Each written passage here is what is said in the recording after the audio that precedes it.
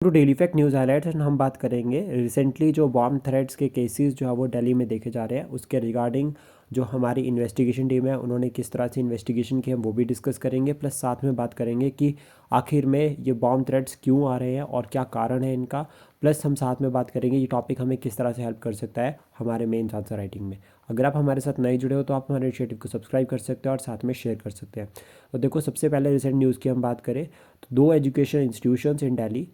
Lady Shri Ram college और साथ में जो दूसरा है वो है टैगोर इंटरनेशनल स्कूल जो कि ईस्ट कैलाश एरिया में, इनको जो है वो ईमेल्स के थ्रू जो है वो बॉम्ब थ्रेट के जो है वो केसेस देखे गए थे। देन उसके बाद रिपोर्ट हुई और रिपोर्ट के बाद जो प्रॉपर इन्वेस्टिगेशन की गई जहाँ पर जो है वो बॉम्ब स्क्वाड प्लस साथ में यहाँ पर डॉग स्क्वाड दोनों को जो है वो भेजा गया। और फाइनली यहाँ पर सरकार ने यानी कि जो गवर्नमेंट ऑफिशियल्स हैं उन्होंने ये कहा है कि प्रॉपर इंक्वायरी की गई है और कोई भी जो है वो खतरा नहीं है, यानी कि किसी भी तरह की जो है वो यहाँ पर जो है वो कोई भी सस्पिशियस जो है वो आइटम या बॉम्ब से रिलेटेड कोई भी नहीं देखा गया है इन द प्रेमाइसिस बोथ जो एजुकेशन इंस्टीट्यूशन उसमें। तो ईमेल्स के रिगार्डिंग भी जो है वो प्रॉपर इंक्वायरी की जा रही है कि ईमेल कहाँ से आई है। और इस तरह के जो टॉपिक्स रहते हैं, देखो सबसे पहले तो आपको बताना चाहूँगा कि रिपब्लिक डे का टाइम आ रहा है और जिस तरह से टेररिज्म और साइबर क्राइम्स इंक्रीज़ हो रहे हैं तो हम ये देख सकते हैं कि कहीं ना कहीं जो लेफ्ट विंग एक्टिविटीज़ है या फिर जो टेररिज्म है जो कि ह्यूमनिज़्म के लिए सबसे बड़ा खतरा है आज के टाइम पे,